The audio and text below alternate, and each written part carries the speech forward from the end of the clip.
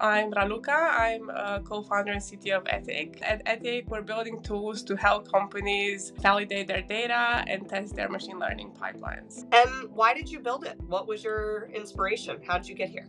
So as people kind of build, whether it's a complex machine learning system or something more straightforward, like just a data pipeline for a different reason, like reporting or whatever, there's a lot of issues that show up. And we started off with issues in the area of fairness and bias, and then we made our tool more and more comprehensive to tackle a lot of other issues, including drifts, performance, data issues, and a lot more. People use our tool because basically even before they actually release the project in the wild, they need to have a bit of a gauge, a bit of a testing that what they're doing is going to work. And also once they put in production, then obviously they need to monitor and make sure nothing kind of goes wrong. Very cool. And did you build this out of personal experience, or what brought you to actually start a company to solve this problem? So I'm a data scientist. I've been in the space for more than 10 years now.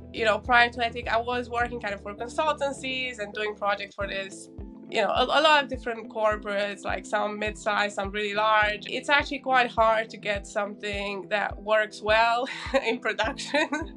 I've found over the years, and usually what tends to happen is that someone will make a small coding error somewhere, and then with waste like weeks trying to find out why, maybe some stuff never get caught, and then they lose you money, right? So there's definitely an element of personal experience in there. So you mentioned you're a data scientist. Would love to hear a little bit more about your background. What did your life before being a founder look like, and how did you arrive at where you are today? So this is actually my second startup, so that I did have that kind of startup experience before, but it was much more of a corporate kind of life.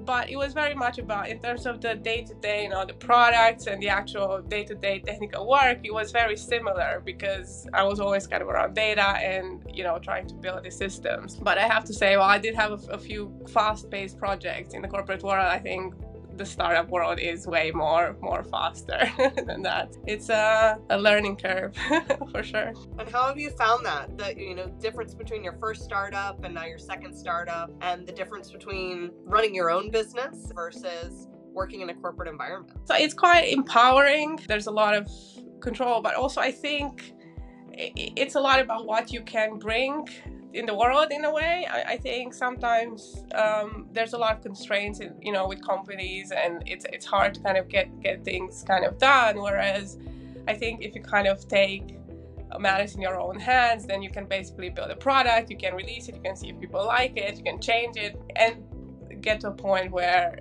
it exists in the world and it brings some level of usefulness, utility to people.